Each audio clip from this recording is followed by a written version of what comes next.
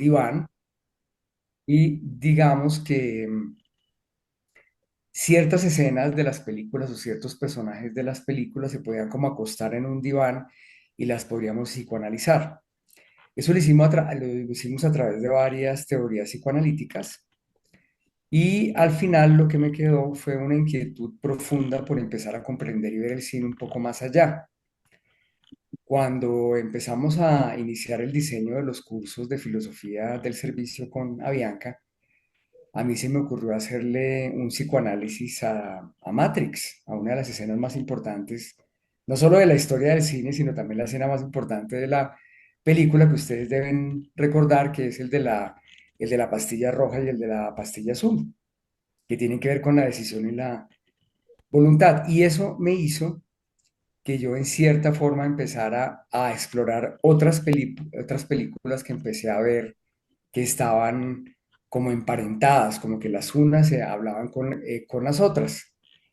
Y eso me trajo el recuerdo de la primera película que a mí me impactó muchísimo, muchísimo, que fue 2001 Odisea del Espacio, y decidí estudiarla, decidí asistir a varios cursos para saber realmente qué era lo que significaba, y también decidí personalmente, no sé, conectarme con mucha gente que me hablara de la película porque me trajo el recuerdo de que cuando yo la vi yo tenía unos 14 años y la vi con un primo. Yo me acuerdo que yo quedé completamente loco, inclusive cuando le empecé a hacer preguntas, él me dijo una cosa muy chistosa, me dijo, tú no sabes que en cine no se habla, pero era que yo no podía parar de hacerles preguntas porque sabía que me estaban mostrando algo muy importante, pero que yo no lo podía comprender.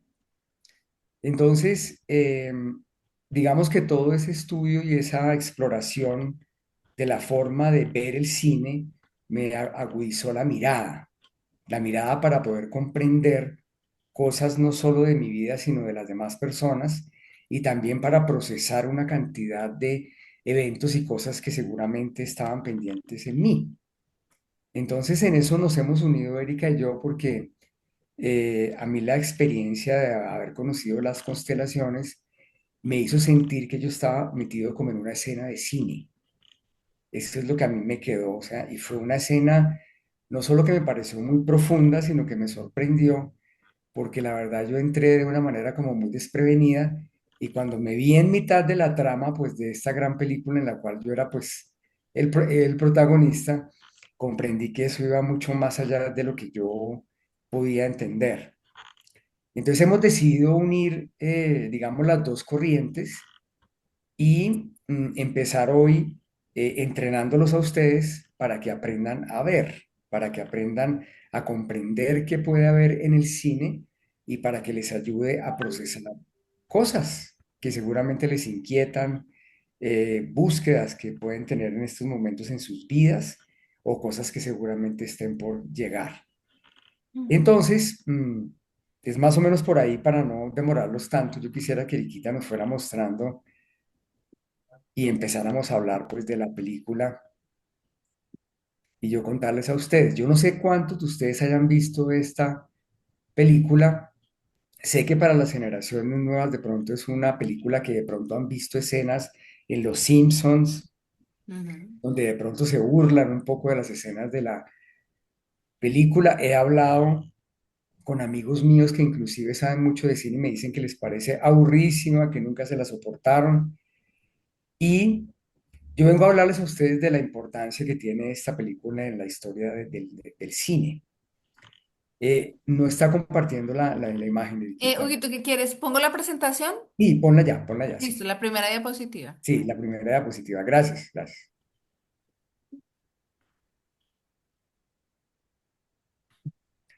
Entonces, vamos a ver unos 15 minutos del inicio de la película, pero antes de que la veamos, pues es importante que yo les explique lo que ustedes van a ver, ¿sí? Para que cuando lo vean sepan exactamente qué es lo que Stanley Kubrick les quiere decir y empiecen a descubrir la magnificencia que tiene esta película. Esta película fue estrenada en abril de 1968. Eh, Llega a los cines un año antes de que el hombre pise la luna. La película tuvo una reacción muy curiosa por parte del público porque se consideró que iba a ser un completo fracaso, en cuanto que los 4 primeros minutos de la película son completamente oscuras. O sea, cuando se apagan las luces del teatro y cuando empieza ya la película, uno cree que ha habido como un desperfecto técnico. Después de eso empieza uno a escuchar una cantidad de ruidos que son muy inquietantes y uno no sabe de dónde vienen y eso incomoda mucho más al público. Por ejemplo, en el estreno se salió casi el 30% de las personas que habían asistido porque no entendían qué era lo que estaba sucediendo. Entonces, puedes poner la otra, Veriquita. Ok. Ah, bueno, entonces esperen, antes de que continúes, quiero Ujú. decirles a las personas que vienen del grupo de las constelaciones que al final del comentario filosófico de Hugo va a venir un comentario desde lo ancestral mío, ¿no? Para hacer como el paralelo y que logremos aterrizar como todos estos conceptos que a mí me han ayudado a entender las constelaciones y que me han ayudado a darles a ustedes como esa guía que ustedes dicen, pero ¿por qué ella sabe eso? Pues viene de este conocimiento de los símbolos, de lo ancestral realmente. Listo. Entonces, vamos a ver como tal cómo fue la producción de la película. La película tuvo una cantidad de innovaciones súper interesantes. Se filmó en 70 milímetros y con un sistema que en su época pues era muy novedoso que se llamaba el cinerama.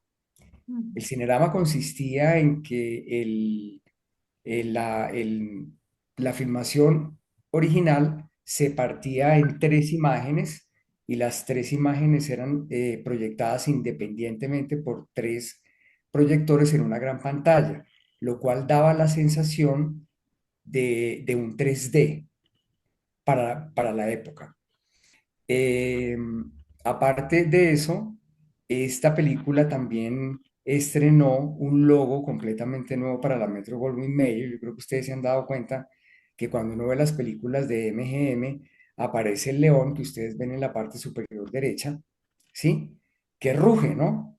En esta película no, en esta película aparece un logo completamente distinto, en donde, o sea, Kubrick pensó absolutamente en todo. Y luego vamos a hablar por qué los primeros 3 minutos son completamente en silencio y con unos sonidos que inquietan. Eso se los voy a revelar después para que no pierda el encanto.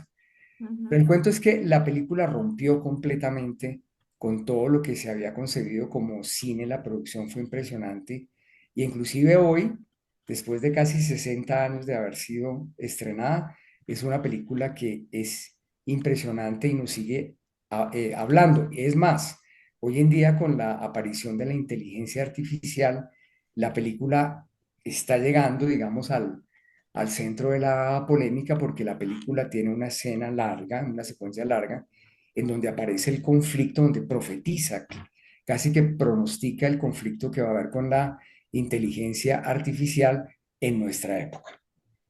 Listo, entonces puedes seguir, Eriquita. ujú.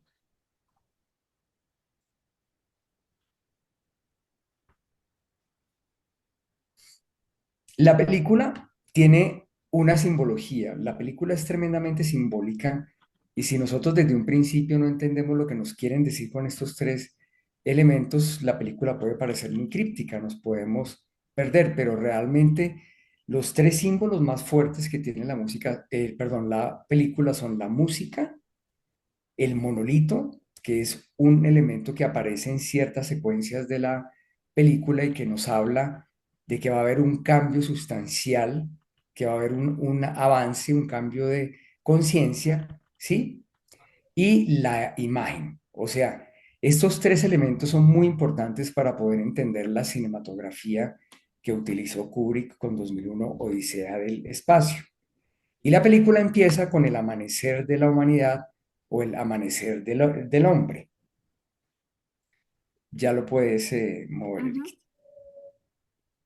Entonces, digamos que acá es muy importante ya empezar a hacer el paralelo con las constelaciones, porque digamos que ustedes lo han visto, muchas veces la música es un componente importante, ¿no? y no solo la música externa que yo pueda poner, sino la música que generamos nosotros mismos, el arrullo de una madre, la canción para un niño, ¿cierto? Incluso algunas canciones de celebración que ustedes resuenan con ellos, da fuerza a la constelación. Yo le decía a Huguito que el monolito las constelaciones son un monolito porque generan mucho miedo, mucho miedo. O sea, la gente que llega, llega con mucho miedo porque realmente no es fácil explicar lo que son. Entonces, es como este monolito, ¿no? Que no se sabe qué es. Es algo que tienes ahí enfrente y que te va a mostrar tu oscuridad, ¿cierto? Entonces, sí, no es tan sencillo. Y la imagen, pues finalmente la constelación te da una imagen, porque es que tú no puedes ver lo que está dentro de ti, tú ves lo que está afuera, o sea, tú puedes ver reflejado lo que está dentro de ti afuera. Entonces, por eso la imagen es tan importante en las constelaciones. Ujú. Listo, entonces después de esa secuencia que vamos a ver, que es muy incómoda, que dura casi 3 minutos, aparece el logo moderno de Metro Goldwyn Mayer y aparece la música, que es el protagonista, diría que principal de esta película. Y escuchamos la obertura de Así habló Zaratustra de Richard Strauss. Así habló Zaratustra, una obra filosófica muy importante de Federico Nietzsche, publicada en 1893, donde él plantea algo que inquieta muchísimo a los filósofos y a las personas de esa época, y es que la civilización europea entra en decadencia en el sentido de que se le da mucha importancia a la ciencia y la religión entra en decadencia. Eso va a generar una crisis moral muy importante porque la obra lanza una premisa muy fuerte y dice que Dios ha muerto. Zaratustra es un profeta que sube a una montaña y dura aislado durante 10 años y cuando baja al pueblo, él baja como un hombre iluminado y anuncia eso, anuncia la muerte de Dios.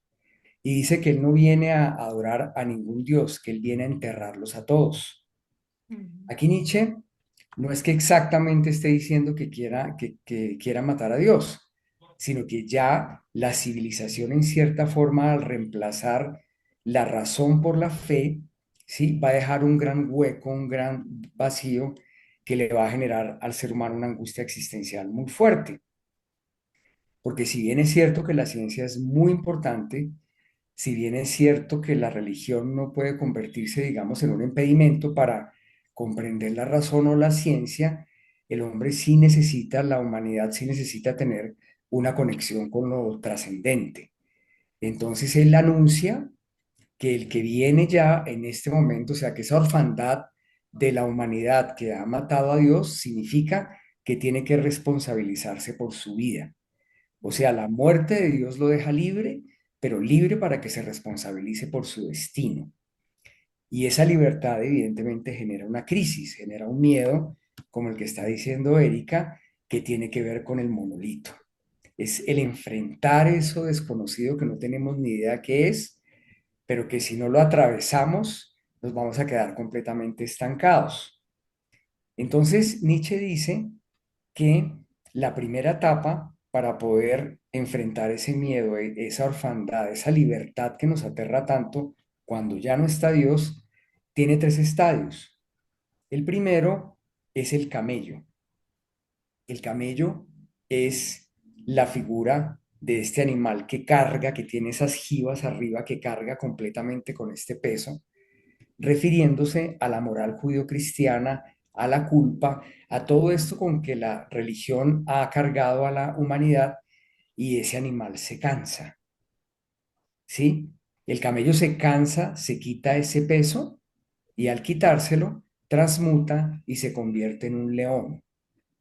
El león que ruge, ¿sí? Que es muy fiero, es rabia. O sea, es una respuesta, es una rebeldía completa ante ese mundo antiguo que nos ha aplastado, que nos ha puesto una carga que ni siquiera podemos entender, porque somos culpables de algo que supuestamente no hemos hecho nosotros, pero se hizo antes. Bueno, toda la carga de la culpa de la religión judeocristiana, y entonces el león ruge, ¿sí? Se revela, pero no se puede quedar allí, porque si nos quedamos con la rabia, también la rabia puede ser muy destructiva. Ustedes se han dado cuenta que hay personas que se quedan como en ese estadio y terminan siendo personas que se autodestruyen solo por la rabia. Dejan el pasado, se rebelan, pero no pueden pasar al estadio siguiente, que Nietzsche, así hablaba Zaratustra, dice que es el niño. Entonces dice que tenemos que dejar de ser camellos, tenemos que rebelarnos como un león, pero para convertirnos en niños. ¿En niños por qué? Para volver a ser almas jóvenes, para volver a tener capacidad de asombro, para poder ser felices e inocentes, auténticos, ¿sí?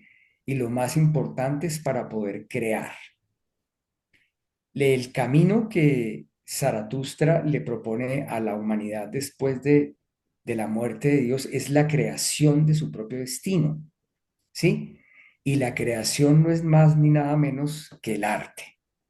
O sea, para Nietzsche, el arte es una de las salidas más importantes, si no la más importante que tiene el ser humano. Y él habla, por ejemplo, de las grandes obras que se hacen después de crisis, las obras literarias que se escriben después de un duelo, las pinturas, la música que nos salva. Creo que ustedes se han dado cuenta que muchas veces podemos estar muy mal y de pronto escuchamos alguna melodía y nos salva el día y no sabemos por qué, ¿sí? Porque es un camino directo, o sea, el arte no hay que pensarlo, el arte no hay que pasarlo por ninguna parte, simplemente que hay que sentirlo. Entonces el concepto del Uberman, que es el superhombre según Nietzsche, es ese hombre que decide hacer de su vida una obra de arte, crear en libertad, ¿sí? Responsabilizarse de su vida. Y para eso, él utiliza dos conceptos que son muy importantes dentro de la filosofía de Nietzsche, y es la voluntad de poder y el eterno retorno. ¿Qué es lo uno y qué es lo otro? La voluntad de poder tiene que ver con lo que estábamos hablando ahorita de la creación, esa fuerza interna que tengo yo para poder crear mi destino, y el eterno retorno corresponde a una pregunta que el ser humano, que la persona tiene que hacerse sobre su vida, y es, si yo tuviese que vivir esta vida eternamente durante muchas vidas, para siempre, ¿me gustaría vivirla tal cual como la he vivido, con lo bueno, con lo malo, con los aciertos, con los errores? Y si la respuesta es negativa, si yo digo que yo no quiero volver a vivir esa vida, y mucho menos eternamente, en ese momento es el llamado para que yo utilice la voluntad de poder y la cambie, ¿sí? Para que esa vida que yo voy a empezar a vivir, esa transformación que yo voy a tener a través de la creatividad, ¿sí? Merezca ser vivida siempre, eternamente y miles de veces, porque merece ser vivida. Esa es la fuerza que tiene el mensaje de Así habló Zaratustra y el concepto del superhombre. Entonces aquí, en esta primera escena que vamos a ver que dice alineación de la luna a la tierra y el sol, que aparece en la obertura de Richard Strauss, aquí Nietzsche ya Kubrick nos está diciendo, miren, lo que yo les voy a contar a ustedes, esto no tiene nada que ver con las teorías de la creación, no tiene nada que ver con la religión, esto tiene que ver con la evolución del ser humano, con el que decide, después de la crisis, usar su voluntad de poder y avanzar. Pero esta escena, para irnos un poquitico antes, significa la alineación mágica que sucedió cósmica con la creación de la Tierra. Me imagino que todos ustedes, cuando han visto los programas de Cosmos y cuando hemos visto todas estas series acerca del espacio exterior y de la física, nos han explicado, por ejemplo, que si la Tierra estuviese unos kilómetros más alejada del Sol o unos kilómetros más cerca del Sol, nunca se hubiese dado el planeta tan bello que tenemos nosotros, que es ese planeta azul bellísimo que se distingue de todos los planetas que vemos acá en el sistema solar, y, y que no se ven, digamos, en millones de kilómetros a la redonda. Esta alineación es una alineación milagrosa que le da a la humanidad crecer tal cual como hemos crecido. Y es el nacimiento del homínido que luego evoluciona al Homo erectus, al Homo habilis y por último al Homo sapiens. Entonces, aquí empieza con esa obertura y nos están diciendo todo esto que yo les acabo de contar, está contado aquí en una escena que no dura muchos segundos. Ya la puedes cambiar, Eriquita. Ah, bueno. Bueno, entonces, No pero sé si tú quieres, antes, sí, disculpa, perdona, sí, sigue tú. tranqui.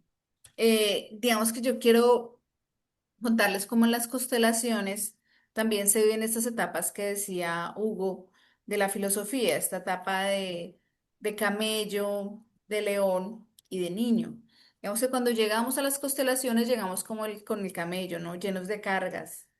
Cargas que nosotros mismos nos hemos puesto, ¿no? Aquí es un poquito diferente al camello, porque al camello le ponen las cargas. Aquí nosotros elegimos las cargas, aunque no sabemos que las hemos elegido, ¿no? Y al llegar a la constelación, digamos que en la constelación podemos ser nosotros mismos y sacar la rabia, sacar la tristeza, sacar todo eso que allá en el mundo real es inapropiado, ¿no? Toda y nuestra oscuridad, ¿no? Todos nuestros deseos más oscuros, lo que llaman la sombra. En las constelaciones está permitido porque es que nos permite sacar esa sombra, nos permite sacar nuestra luz, pero realmente no es fácil sacar la luz cuando estamos ocultando la sombra. Entonces es muy lindo como en el proceso de las constelaciones familiares, sobre todo las personas que ya llevan un tiempo, que han comprendido el origen de las cosas, de los vínculos, de cómo es, cómo sentir en el cuerpo y no guardarse todo, cómo vuelven a ser niños, ¿no? Y a ver con una mirada diferente a su familia, a sus padres y sobre todo a sí mismos, ¿no? A poder verse con amor.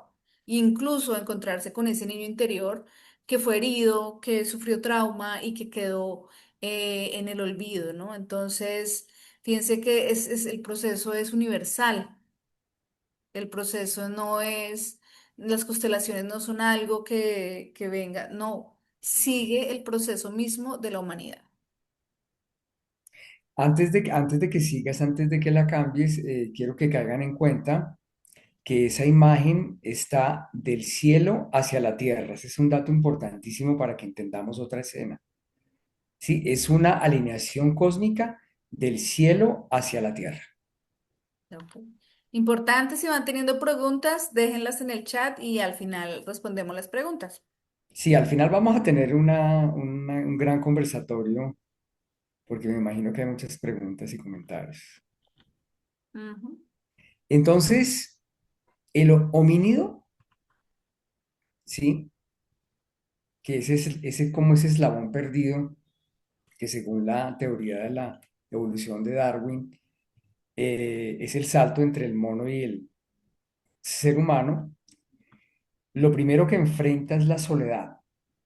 En la película vamos a ver que hay unas escenas de unos grandes parajes solitarios, desérticos, en donde ya este homínido nos vamos a dar cuenta que él empieza a observar y se siente solo, obviamente porque es distinto, o sea, el homínido ya no es un animal, el homínido ya es una transición y entonces dicen que ahí nace la filosofía, la mirada filosófica, el por qué, el para qué, hacia dónde, el verse tan pequeño ante una inmensidad tan grande y tomar conciencia, ¿no? No solo de su pequeñez, sino de la inmensidad que está afuera.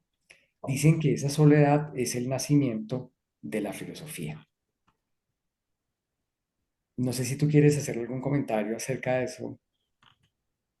Digamos que sí, sí es un poco el proceso que vimos en las constelaciones, sobre todo en el proceso de despertar, ¿no? Cuando nos damos cuenta que hay una forma de sentir y de vivir la vida diferente, nos quedamos un poco solos, ¿no? Porque está la famosa Matrix, que también vamos a ver en otro análisis, pero están los que estamos ya teniendo otra mirada, finalmente empezamos a darnos cuenta de los solos que estamos en este proceso, ¿no?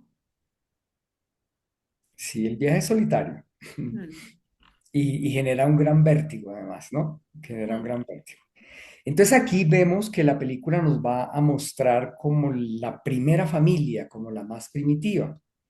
Están los homínidos agrupados y están compartiendo ese gran desierto que vemos al fondo con otros animales. Hay un animal que aparece todo el tiempo allí, ¿sí? Y el homínido en un principio es vegetariano.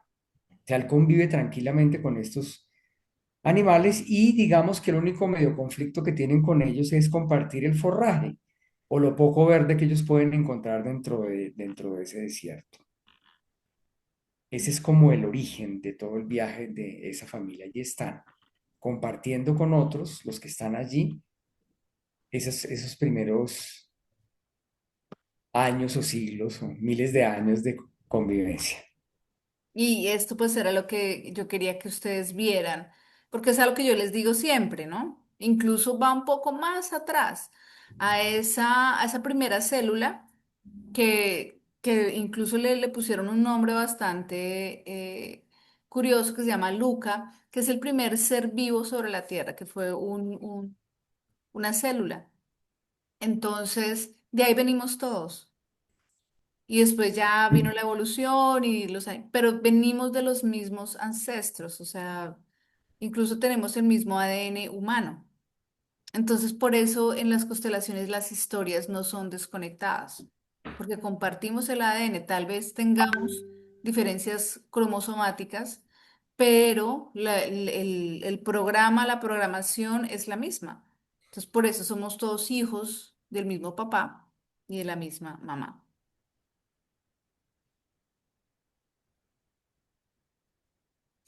Listo.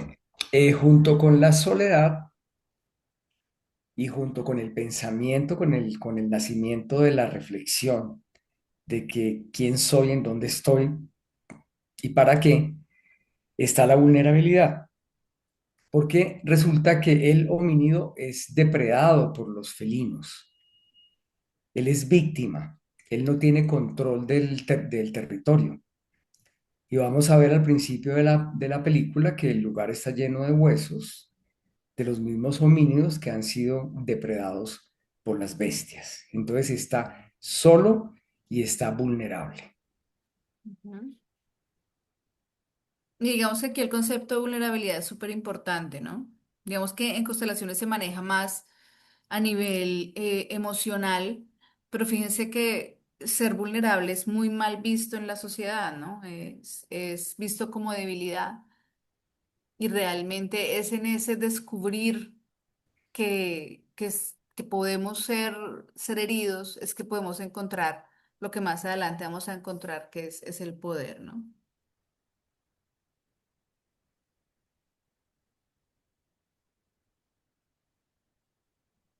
Listo. Junto a la soledad y la vulnerabilidad también aparece el conflicto, porque resulta que hay varias familias primitivas humanas. Y el conflicto obviamente tiene que ver pues, con el agua.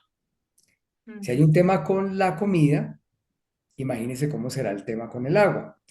Entonces vamos a ver una escena donde hay un grupo que es como el dueño, los que poseen el agua, una tribu que posee el agua, y llegan otros, pues con la intención de apoderarse del agua, se genera un conflicto, pero en esta escena vamos a ver que la batalla o la guerra es simplemente con gruñidos.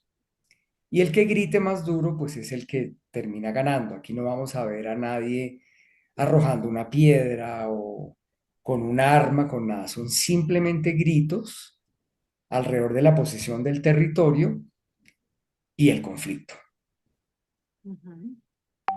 Que finalmente es parte de la raíz de las constelaciones, ¿no? El conflicto es el que hace que se genere el trauma, el que se genere, llámese como se tenga que llamar, pero es el que nos pone en una situación de necesidad de cambio y de avance.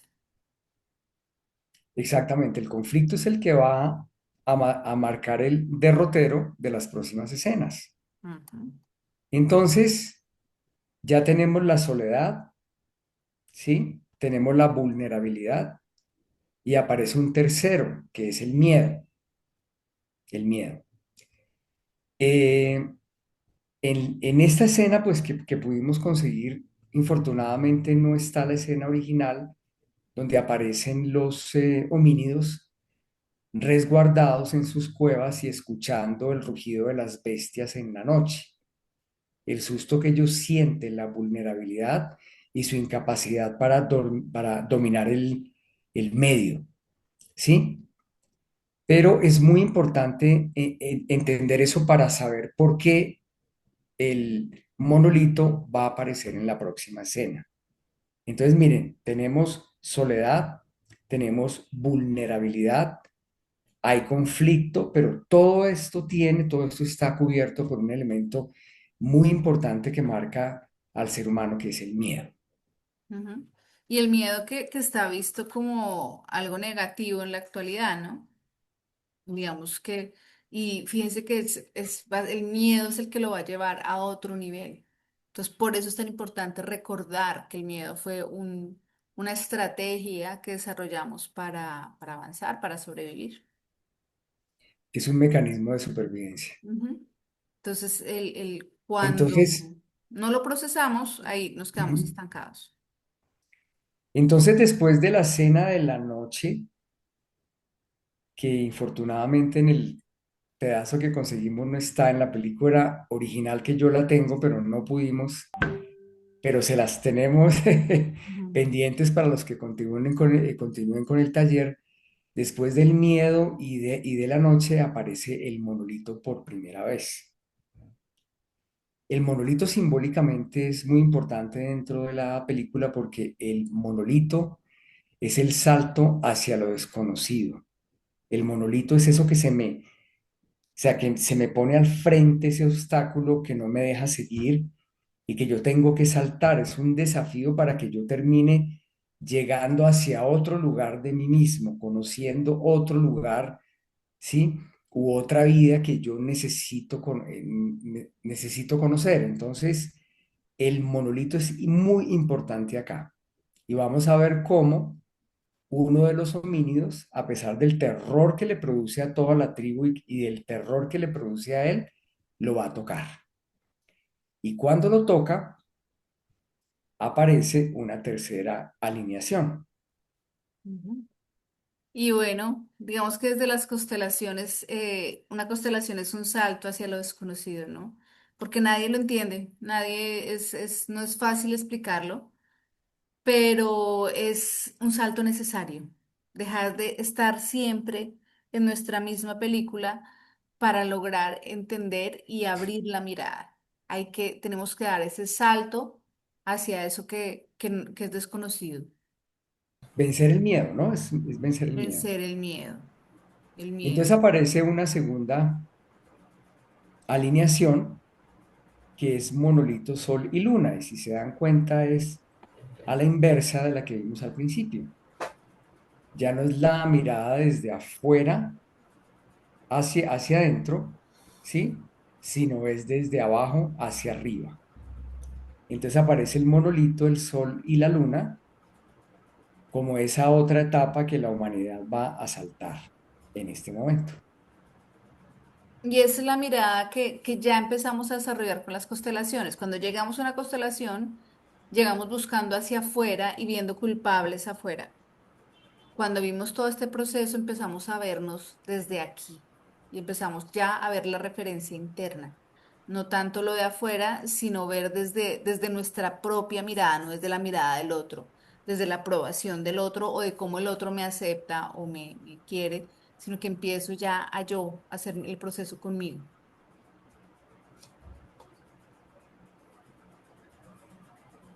Y entonces aquí el monolito ya nos abre la secuencia de qué es el salto que va a tener la humanidad en ese momento. Ahí vamos a ver cómo el homínido empieza a ver los huesos, o sea, los restos de los animales que están alrededor de él, ¿sí?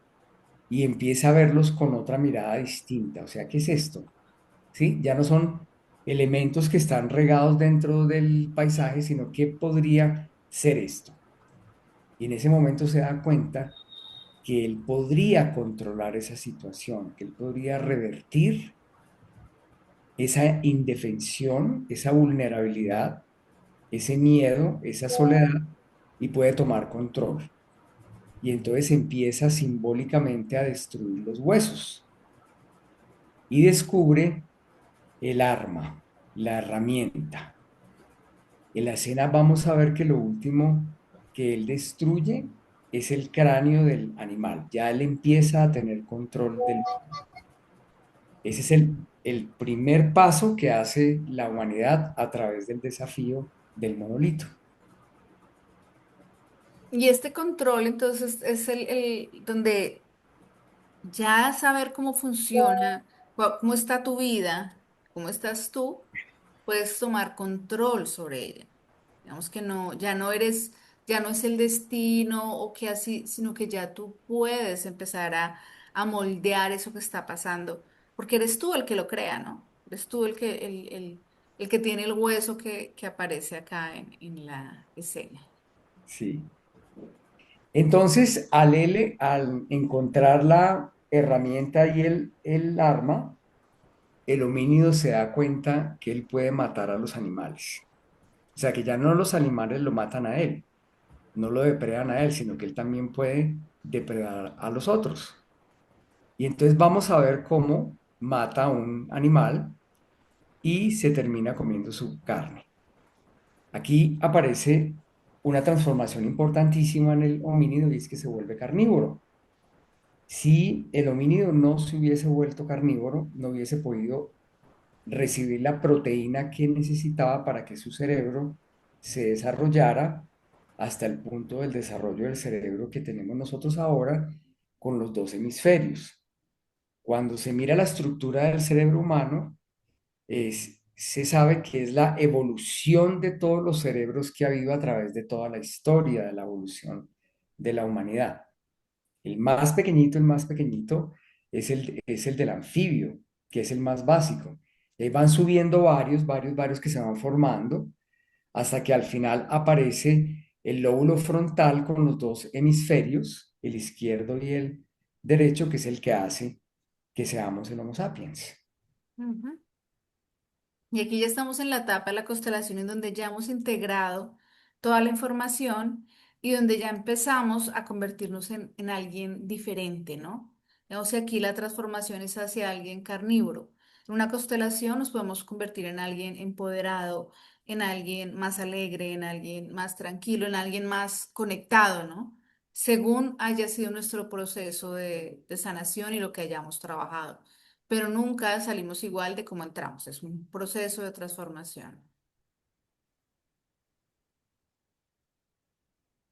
Entonces aquí ya al descubrir la herramienta, empezamos a entender lo que es el poder, ¿no? Hay un empoderamiento y ese empoderamiento hace que utilicemos los elementos que tenemos en nuestra vida, lo que tenemos a nuestro alcance como un arma para destruir o como una herramienta para construir.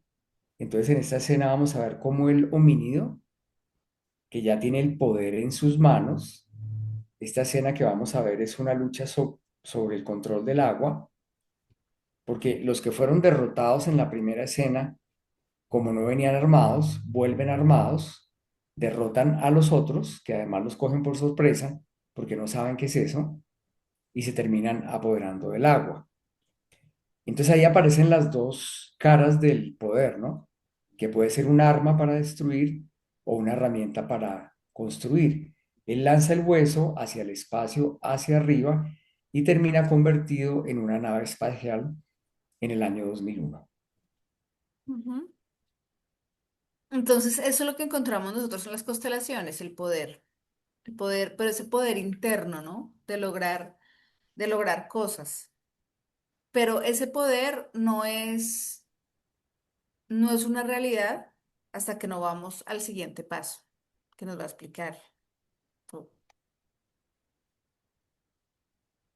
Listo.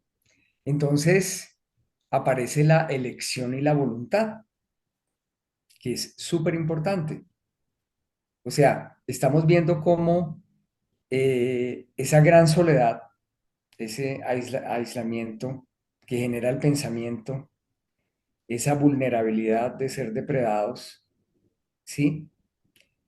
Eh,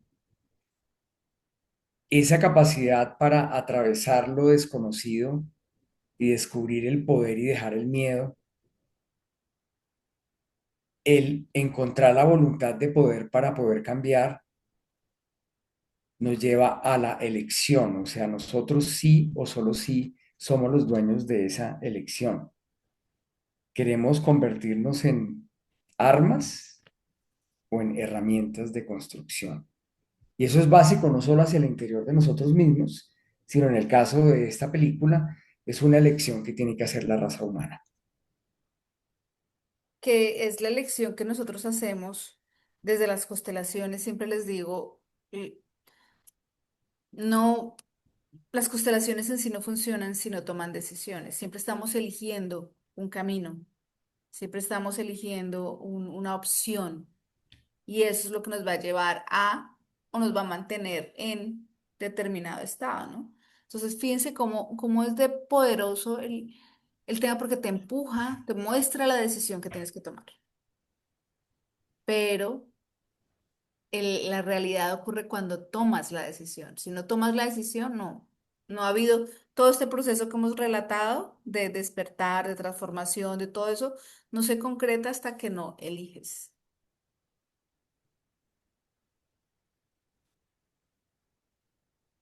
Y entonces aquí ya el director nos habla de que empieza la odisea, el viaje de la humanidad para encontrar su sentido. Y entonces acá la música del principio, que es una música muy solemne, muy grande, como muy marcial, se convierte en un vals, que es el Danubio Azul de Johann Strauss, que es un compositor diferente a Richard Strauss. El uno es austriaco y el otro es alemán, y entonces empieza la odisea de la humanidad y empieza la melodía. Al principio la película, como yo les contaba, tiene 3 minutos de oscuridad y de caos y unos ruidos muy extraños. Es el génesis del mundo. Es antes del pentagrama, antes de la lógica, antes de la construcción, antes del arte.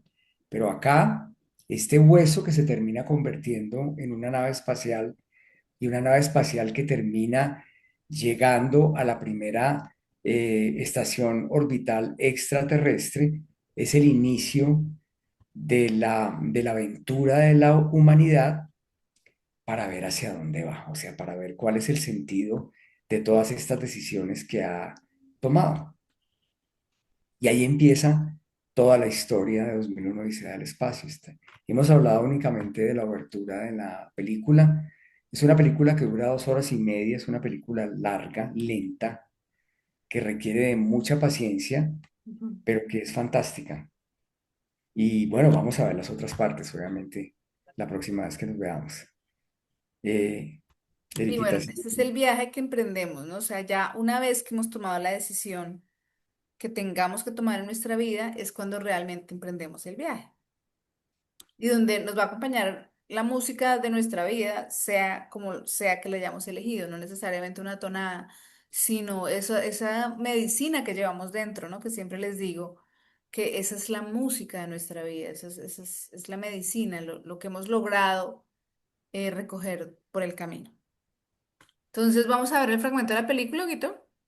Sí, al finalizar esta escena, vamos a ver que ese hueso que se convierte en una nave Ujú, espacial, luego nos muestran una pluma, un estilográfico que flota dentro de una nave espacial, que ujú, lo coge una azafata porque está flotando pues en un espacio ingrávido y se lo coloca en la solapa al protagonista de esta escena.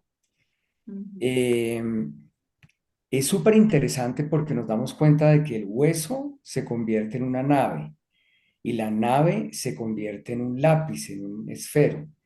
Y lo que el director nos quiere sugerir es que la herramienta más sofisticada y la más moderna es el lenguaje. O sea, la última herramienta que tenemos nosotros en nuestra civilización es el lenguaje, tan Mm. poderoso como el hueso en un principio, como la nave espacial que nos saca al espacio exterior y como la capacidad que tiene el lenguaje de ser un arma o de ser una herramienta para construir o para destruir. Y esa es nuestra elección, es nuestra voluntad, nosotros debemos decidir. Sí, aquí entramos al tema del lenguaje, que es como tan importante en este proceso, porque las palabras nos definen. ¿Cierto? Entonces, no solo a nivel terapéutico, sino no a nivel de la vida corriente. Entonces, es muy importante que entendamos este tema del lenguaje. Yo siempre les digo, por eso soy tan estricta con el tema de las palabras, ¿no? Porque pueden crearnos o pueden destruirnos. Y Entonces, antes, ujú, disculpa, sí, dale, sí, pues digo yo. sigue. Sí, y antes de que empecemos, pues viene, les advierto que viene la escena incómoda de los 3 minutos, pero párenle bolas, porque es una escena que tiene que ver con el monolito, y de eso vamos a hablar cuando terminemos de ver las 2 escenas que vamos a ver. Y a mí me gustaría que se hicieran la pregunta que me hizo Huguito cuando vimos esta escena y es, ¿qué es lo que les incomoda? Porque eso es muy importante, Exactamente, que se estén como preguntando sí. qué les genera esta escena. Sí, ¿por qué incomoda tanto? ¿Por qué les incomoda tanto? ¿Por qué creen ustedes que se salió la mitad del público el día del estreno?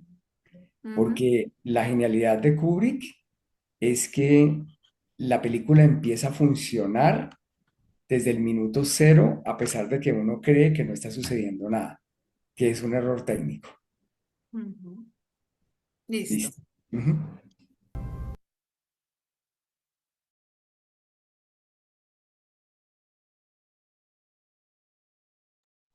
Huguito, ¿comentamos esta escena o seguimos de una vez a la siguiente?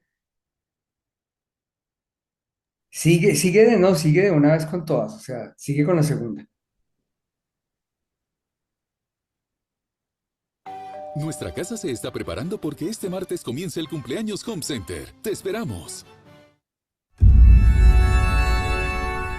Nos preguntamos hace milenios qué es la vida. ¿No es lo que todos queremos saber? Ah,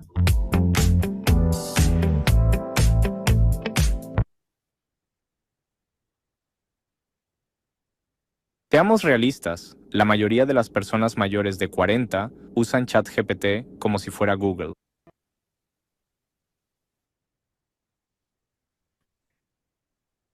¿Listo, Huguito? listo. Bueno, les pedimos disculpas por las cositas técnicas, pero les prometemos que la próxima va a estar mucho mejor. Pero al menos pudimos ver la escena. No alcanzó a empatar con, creo que no tengo pantalla, sí. Estoy en cámara, sí. Sí. Eh, no sé si se dieron cuenta que el hueso se convierte en la nave espacial, sino que en el corte que hubo allí no se ve, pero en la película el hueso flota en el espacio y se convierte en una nave espacial. Y creo que observaron cómo la pluma está flotando en la última escena. Un simbolismo del lenguaje como la última herramienta de la humanidad. Uno de los aspectos importantes de esta película y por la cual ha adquirido tanta importancia últimamente es el tema de la inteligencia artificial. Esta película plantea el conflicto que va a haber o que está pasando ya con la inteligencia artificial, y esa va a ser la próxima escena que vamos a analizar cuando nos volvamos a encontrar, para los que decidan pues seguir con nosotros en esta exploración. Bueno, Yo ¿quieres que quisiera, leamos el chat? sí, yo quisiera preguntar qué sintieron con el sonido en la Ellos oscuridad. Vi que algunos escribieron. escribieron, sí, ellos Ellos escribieron. escribieron, entonces. Digamos que hay uno que dice, Alexander dice que lo que incomoda es el sonido angustiante. ¿Te los leo todos o vamos leyendo? Sí, lee algo así como para hacernos una idea. Mari dice el ruido estridente sin sentido que genera caos. Ujú, La Jenny dice la disonancia musical acompañada de la oscuridad. César dice todo es frecuencia. Alexandra dice no me molestó. Katia dice, no me incomoda esas frecuencias, solo querer saber el motivo. Para mí fue solo curiosidad, no incomodidad. Digamos que en mi ujú. caso me sucede eso. No, a mí sí me incomoda el esperar, ¿no? En un mundo en donde todo es como tan rápido, 4 minutos en la oscuridad y con un sonido que no sé, me genera mucha incomodidad. La velocidad, quiero que suceda algo. Ujú. Luguito, ¿estás por ahí? Sí, aquí estoy. ¿Algún otro comentario? Bueno, yo creo que casi todos coinciden en que independientemente de que nos guste o no nos guste, es inquietante, ¿no? Es algo raro. Ujú, Recuerden que yo les estaba diciendo que el monolito era importantísimo y aparece en 4 momentos de la película, pero hay un momento en que aparece invisible. Y el momento en que aparece invisible es cuando empieza la película. Recuerden que el monolito es negro. El ujú. monolito no refleja la luz, es negro. Entonces, Stanley Kubrick lo que hace cuando empieza la película es enfrentar, o sea, poner el monolito ante la audiencia. O sea, antes de que le ponga el monolito a los albores de la humanidad, a los homínidos, ¿sí? Para que luego se conviertan en el Homo sapiens, en el Homo habilis, y luego en el hombre tecnológico, y luego en el hombre de la inteligencia artificial, y otro más al final, que es el que ya se mete por un espacio cuántico al final de la película.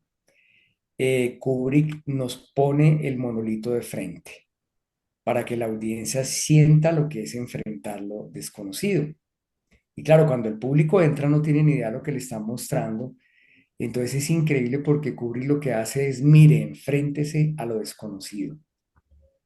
Y eso generó muchísimas polémicas. Hubo muchos críticos de cine en su momento que acabaron con la película. Muchos se salieron antes de que empezara la película.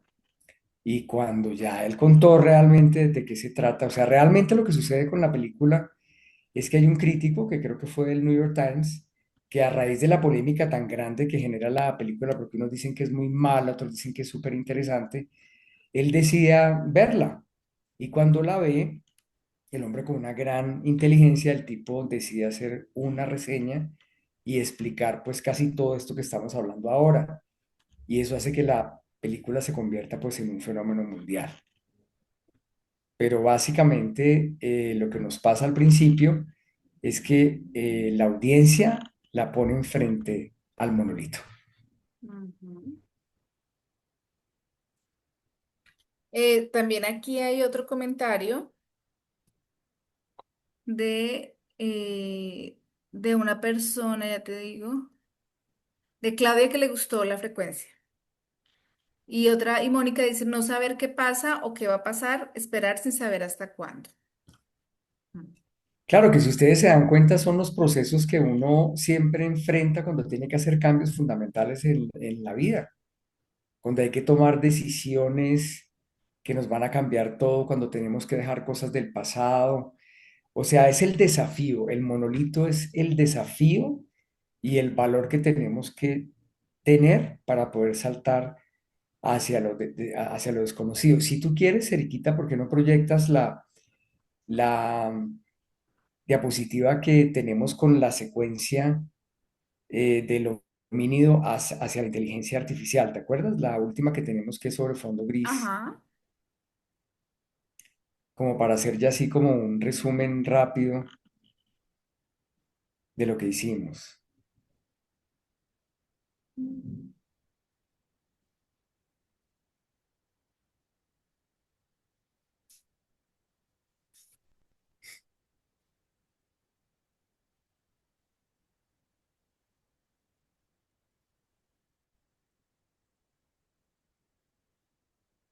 Ujú. Listo, esa. Listo. Aquí digamos que en imágenes está resumido todo lo que vimos de toda la evolución de la raza humana y al final aparece el ojo de Hal, que es el robot que intenta destruir a la tripulación porque comete un error y se da cuenta de que lo van a desconectar. Eso va a ser una charla súper interesante. Mm. Además, nos vamos a dar cuenta cómo en esa parte de la película la relación entre los seres humanos que están cerca es completamente fría y la interacción con las máquinas es completamente cálida. O sea, vamos a ver a dos seres humanos comiendo juntos, pero ni siquiera se están hablando, pero están concentrados con las imágenes que les está proyectando las pantallas. Mm. Y es increíble que esto fue en 1968 y yo creo que para nosotros no es nada raro ver hoy en día cómo estamos reunidos con un grupo de gente y nadie está hablando con nadie, nadie está interactuando con nadie porque todo el mundo está metido dentro de sus celulares. Otra cosa súper interesante que tiene esta película es que como fue lanzada un año antes de que el hombre aterrice en la luna, salieron muchas teorías de conspiración que dicen que Stanley Kubrick hizo el engaño de que el hombre, o sea, que él filmó el programa, como él tenía toda la tecnología, porque la demostró cuando él filmó esta película, que él tenía en sus manos toda la tecnología para hacer la transmisión de la televisión de la llegada del hombre a la luna. Recuerden que hay muchas personas que dicen que eso no es cierto. Y las personas especialistas en eso dicen que no es que el hombre no haya llegado a la luna, sino que se sospecha que se hizo fue un montaje, o sea que Kubrick fue el que hizo como la edición y la programación de la transmisión para que quedara mucho mejor. Existen muchas teorías sobre eso. Sin embargo, hay un dato muy curioso y es que después de esta película, él filma una película muy famosa que se llamaba La Naranja Mecánica, que fue una película súper violenta que le generó a él muchas críticas, mucha polémica, pero es también considerada una de las mejores películas de la historia del cine. Y después de esto, él hace una película que se llama Barry Lyndon, que es una película de 1800 y pico en Inglaterra, y él filma todas las escenas nocturnas a la luz de las velas. No existía una tecnología para poder filmar a la luz de las velas. Las cámaras no tenían en esa época la capacidad para captar esa luz. Y la NASA le diseña un lente especial para que la pueda filmar. Y esa película se considera una joya en fotografía por eso, porque las escenas nocturnas son increíbles, son casi como estar prácticamente en 1800 y pico en los grandes banquetes de la burguesía no, de la nobleza, filmados tal cual como era la época. Entonces ahí dicen que fue una forma como que la NASA le paga a él el favor de haber producido el programa de televisión. Y la película posterior que se llama El Resplandor, que está basada en una novela de Stephen King, tiene una cantidad de mensajes cifrados. Es una película que también podríamos analizar, donde aparecen los mensajes de que sí pudo haber sido que él haya producido el viaje a la luna. Sí, sí, sí, y aquí ya para terminar la presentación, digamos que yo no sé exactamente, Luguito es el que conoce bien la película, pero digamos que sí fue una película muy visionaria y es donde se ve como cuando entiendes los símbolos, puedes entender lo que va a suceder en el futuro, ¿cierto? Entonces, él predijo muchas cosas, o sea, no solo predijo la inteligencia artificial, sino predijo muchas cosas que iban a suceder. ¿Tú te acuerdas, Huguito?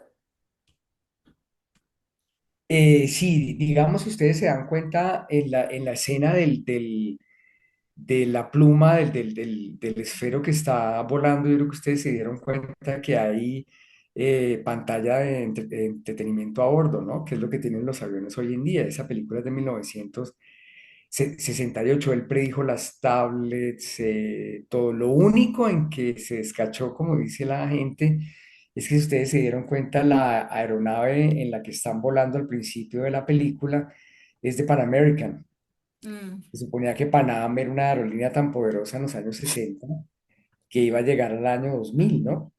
mm, Y no, realmente no alcanzó a llegar al año 2000. Pero la película es totalmente visionaria y cuando analicemos el tema de la inteligencia artificial se van a dar cuenta. Y cuando lleguemos al final, van a darse cuenta que todo ese tema de la mecánica cuántica, del espacio cuántico que estamos hablando tanto ahora, también lo incluye él al final de la película. mm. Entonces él puso mucho, ¿no? La película está basada en un guión de Arthur C. Clarke, uno de los grandes escritores de la ciencia ficción, ganador del premio Hugo, que es como el Nobel de la ciencia ficción, junto a Isaac Asimov y toda esa escuela de grandes escritores. Y realmente pues la unión de los dos, porque el guión es escrito entre ambos, da pues esta gran película. Para los que más o menos han leído sobre la historia del cine, me imagino que saben que la película más famosa y que dicen que la más importante de todos los tiempos es El Ciudadano Kane, de Orson Welles. Esa película permaneció en el número uno durante muchos años, pero a raíz de todo lo que está pasando con la inteligencia artificial y todo lo visionario que resultó siendo Kubrick con 2001, en este momento hay muchos críticos que consideran que esta es la película más importante en la historia del cine. Bueno, entonces fíjense que estamos volviendo al origen, ¿no? Que es tan importante ahora que nos estamos yendo por otros lados, ¿no? Por el lado de las redes sociales, por el lado de la rapidez, por el lado de lo superficial. Volver a estas temáticas. Una película del 68 que todavía esté vigente, cuando hoy en día una película de hace un año ya se olvidó por completo. Y que todo es Bueno, TikTok, ¿no? Todo es rápido, todo es todo rápido. es de la velocidad, por eso también yo decía que suceda algo rápido, ¿no? Porque estamos en esa generación de dopamina instantánea que queremos que todo suceda rápido, pero resulta que los procesos tienen un tiempo y tienen una velocidad. Entonces, esta película le recuerda a uno eso, ¿no? El importante del proceso y del tiempo. Entonces, voy a dejar de compartir para escucharlos. Ay, Dios, dejar de compartir. Miren, entonces acá dice, siguen con el tema de la frecuencia, dice algo de los terraplanistas, que pues también los hay, que creen que la Tierra es plana, también, sabemos. Yo también creo que no llegamos a la luna, digamos que sí, yo también estoy de acuerdo. Yo, entre más veo la presentación y escucho contrastes, pienso lo mismo. ¿Podría ser el monolito un símbolo de la inteligencia artificial que en vez de ser alimentada por la humanidad, es- que en vez de ser alimentada por la humanidad, es como alimentada por el observador extraterrestre? También en la película se muestra el logo de Aeroflot. Ah, miren, aerolínea de la Unión Soviética en ese momento, imagínense. Sí, también se nombra Aeroflot, sí, además hay unos auxiliares de Aeroflot ahí en una de las escenas. Ujú. Alguien nos está preguntando que quiere saber cuál es la mejor película. Es El Ciudadano Ciudadano Kane. Kane. Voy a Ciudadano ponerlo ahí. Kane, Ciudadano con K, ¿no? El Kane. Ciudadano Kane con K de Orson Welles. Es considerada la mejor película de la historia del cine. Wells es Wells. Ese sí, Wells. Ah, Welles. Wells. Dice, esa película no la he podido encontrar para verla. Sí, yo la he podido ver en cine, pero no sé si de pronto en alguna, yo no sé si de pronto en Movie, en alguna de las plataformas de cine clásico, pero de pronto en YouTube. Casi todas esas películas están en YouTube porque son películas que ya como fueron filmadas hace tantos años, ya los derechos son como generales. Creo que Sí, son después de universales, un ya no tiempo tienen largo ya el son copyright. universales, ya Sí. son universales, sí. Mm.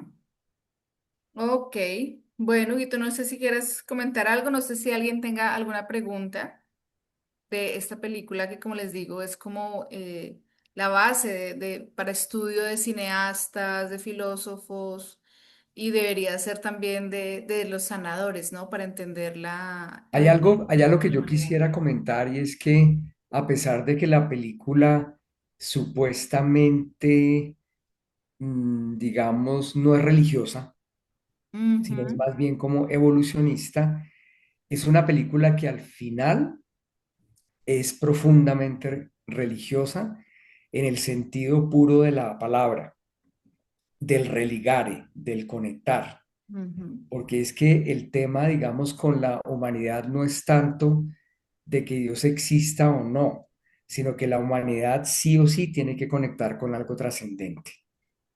Y eso trascendente, pues todas las culturas le han puesto un nombre distinto. Y ese nombre distinto, pues ha generado muchas creencias, ¿sí?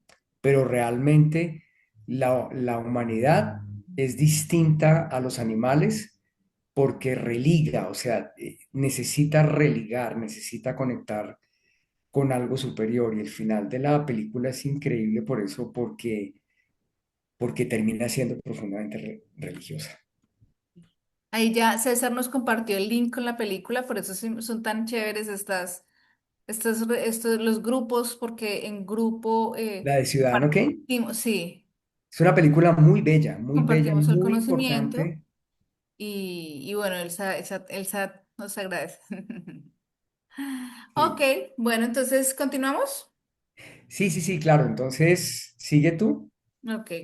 Bueno, chicos, entonces gracias. Gracias por haberse quedado hasta aquí. No se vayan todavía. Tenemos una propuesta para ustedes, para los que quieran continuar profundizando en las raíces, no solo del cine, sino de la humanidad. Es una propuesta que pues hemos creado con Hugo para comprender un poco más nuestra ancestralidad, con un poco más de profundidad eh, desde la filosofía, desde el psicoanálisis, desde esta mirada del cine que es tan profunda, ¿no? Entonces, les contamos de nuestro proyecto, Cinegrafía. Es un viaje ancestral a través del cine. Y vamos a ver estas películas así como las hemos visto, como la metodología va a ser como la que vimos hoy. Pero cada película va a tener dos sesiones. Vemos que Odisea del Espacio, por ser una película como base, como el esqueleto de este estudio, va a tener otras dos sesiones más. Y de ahí en adelante vamos a seguir analizando, comentando películas arquetípicas, películas que incluso tienen algo de Odisea del Espacio, han copiado algunos elementos. Vamos a ver entonces a Gravity, que también es una película tremendamente profunda. Yo le decía a Huguito que a mí Gravity me impactó mucho porque cuando la vi, pues eso fue, yo creo que esta película tiene como 15 años. Yo lloré mucho en la película, pero pues no es una película tan dramática como para llorar tanto. Y después entendí que mi inconsciente había visto lo que había detrás de cada imagen. Entonces, y eso es lo que queremos compartir con ustedes, qué es lo que te está mostrando la imagen que te toca tanto, ¿no? Porque hay películas que nos llegan tan al alma, qué es lo que están moviendo. Y además Creo, que van mostrando la evolución de nosotros como humanidad, ¿no? Entonces, después vamos a ver Avatar, que también es otra película supremamente arquetípica y que tiene que ver mucho pues con lo que somos como humanos realmente y lo que estamos, nuestra relación con la tierra y algo que es muy importante en esta película es el vínculo y la mirada de nuevo, ¿no? Siempre es la mirada, siempre todo comienza por la mirada. Las siguientes dos sesiones van a ser Matrix, que pues es la película que se volvió como un símbolo del despertar con la famosa pastilla roja y pastilla azul, en donde de nuevo, como en la película de Stanley Kubrick, está el tema de la decisión de elegir. ¿Qué eliges? ¿Quedarte dormido o despertar? Y despertar no es el camino fácil, ¿no? Y para terminar, otra película también supremamente arquetípica, también llena de simbología, y llena de elementos filosóficos, psicológicos, en fin, que le habla al inconsciente de una forma maravillosa y llena de imágenes y de nuevo la música. Es El Mago de Oz, que también ha sido una película representativa acá dentro de la temática psicológica. Entonces, vamos, cinegrafía es un taller de análisis de cine desde el punto de vista ancestral para comprender nuestros orígenes, para comprender nuestros dolores, para comprender quiénes somos, para responder esas respuestas que la filosofía responde también, ¿no? ¿Quién soy? ¿De dónde vengo? Que en eso sí las constelaciones no llegan hasta esa profundidad.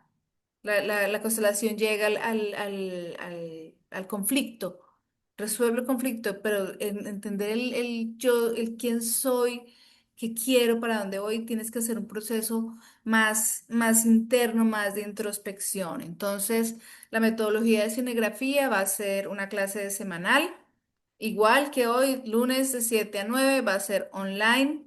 Cada película va a ser explorada durante 2 semanas. Es muy importante que este proceso va a ser un continuo, ¿no? Porque vamos, hay muchas películas arquetípicas. Yo le decía a Huguito Volver al Futuro, Huguito ahora habló del Resplandor, o sea, hay películas incluso de la actualidad, por ejemplo, como Barbie, que son subestimadas porque no se ven desde la mirada del inconsciente, sino se quedan con unas miradas superficiales de feminismo, machismo y temas que nublan. El mensaje que hay detrás de la película, ¿no?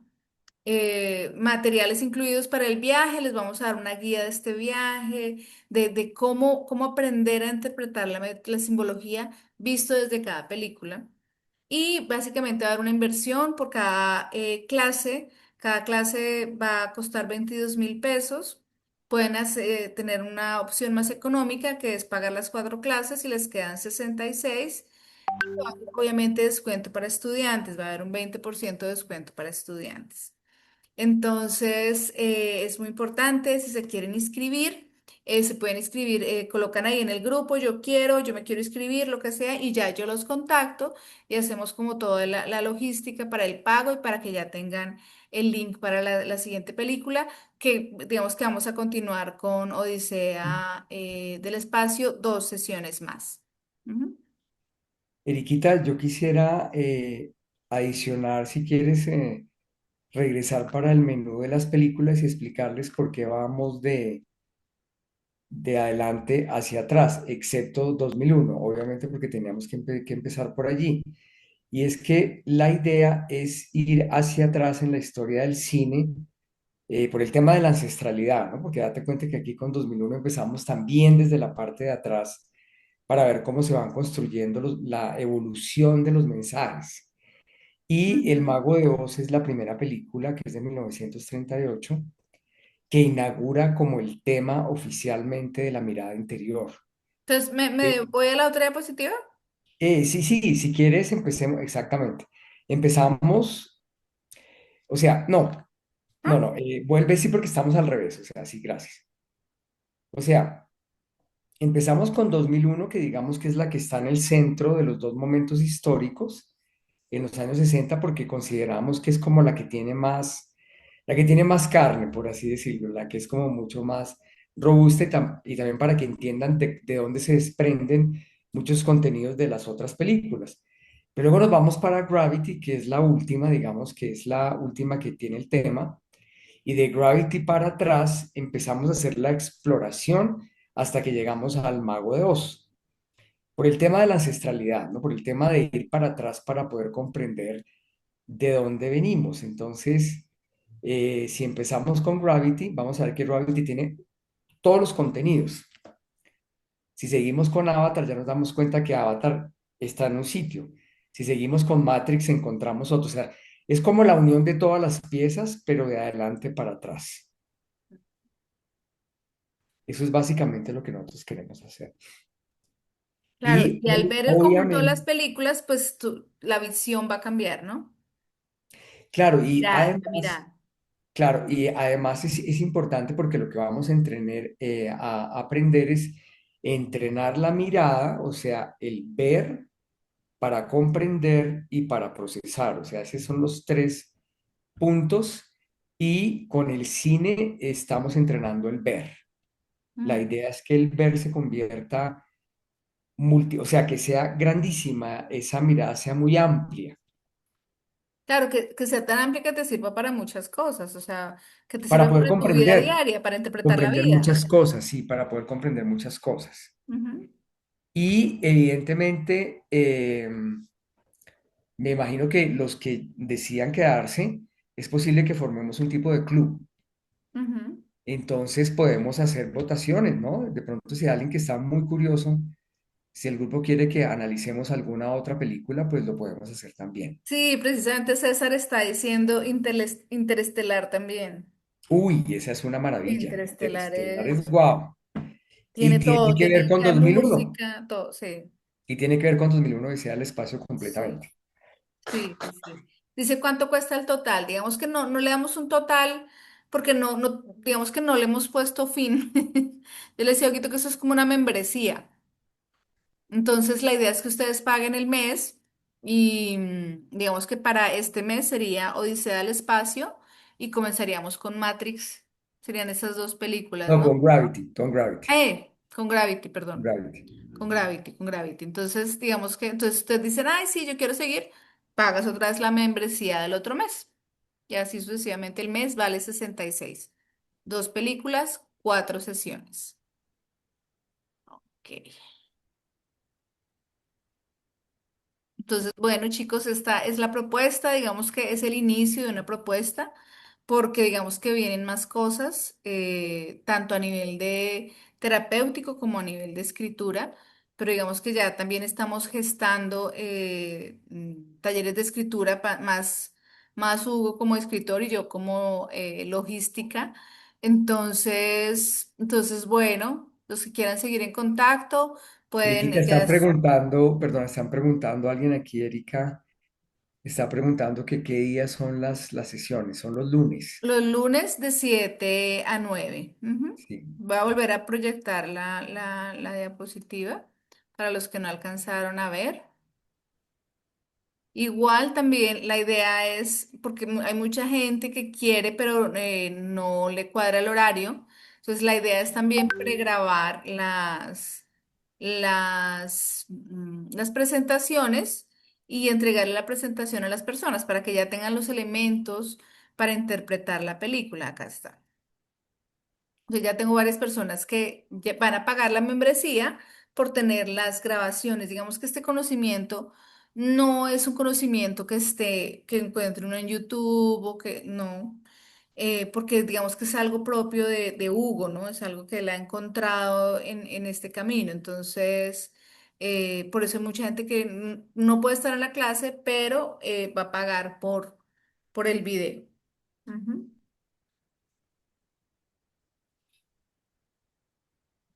Súper, me gustaría participar, listo. Entonces, Eriquita, porfa, escribe, yo no sé si estás en el grupo, yo creo que sí estás en el grupo porque tienes el link. Entonces, y ahí levanten la mano los que quieran participar y yo los voy a contactar para ya hacer la logística de, igual, eso por ejemplo también sirve para los psicólogos, ¿no? Para personas que estén estudiando psicología, también les ayuda a afinar la mirada. ¿Cómo se dice? Los productores de cine, estudiantes de... Carmen levantó la mano. Cuéntanos, Carmen, si quieres prender la cámara, creo que ya, que no te veo. Sí, los que quieran ya, porque sí, ya tenemos un tiempito ahí para hablar. Aquí Los que ya. quieran prender la cámara e interactuar, pues los escuchamos. Ya, Carmen, ya, ya. No, quería prender la cama para inscribirme de una vez, porque esto Listo. está fascinante este tema único y me encantó porque pues estamos aprendiendo y qué rico poder participar con ustedes dos, con Huguito y contigo, pues que son una autoridad y muchas gracias. Y bueno, y ahí iremos comentando acerca de la película. Pues de Odisea del Espacio era como lo que dices tú, que estamos acostumbrados como la inmediatez y todo lo que...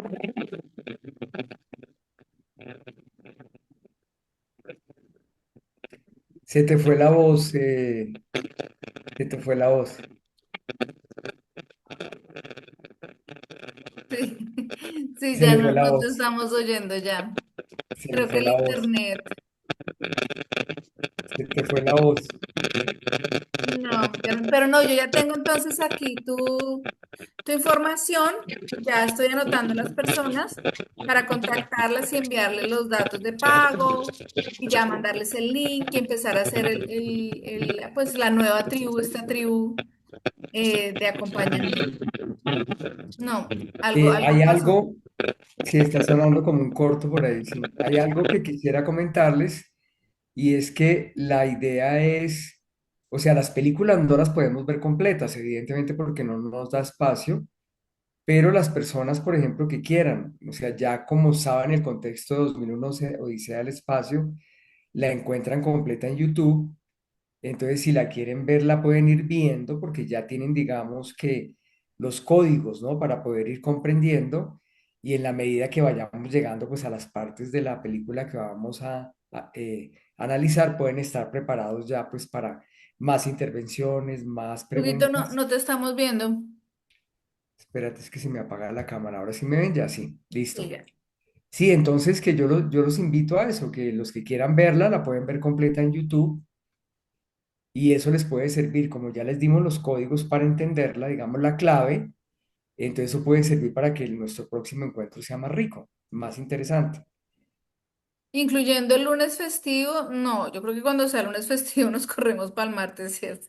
Sí, porque yo creo que las personas el lunes festivo están en otras No, cosas no, y nos no tocará es correr para el chévere los martes, lunes festivos. Entonces, para el martes. Claudia Janet, no, no sé bien cuál es tu apellido.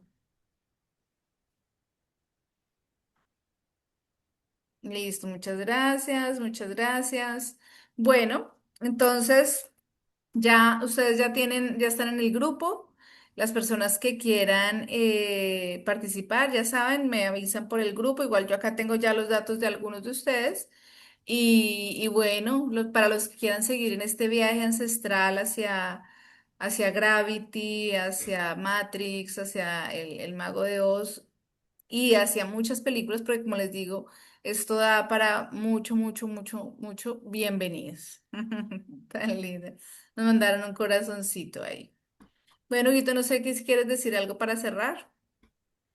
No, muchísimas gracias a todos. La verdad nos encantó tenerlos aquí, que a la convocatoria hayan respondido tantas personas y la idea pues de nosotros es más que todo como formar una comunidad de análisis de cine, Ujú. donde nos podamos ayudar mutuamente a crecer y a aprender. Y el Eso. tema de la cinegrafía es en cierta manera generar una topografía.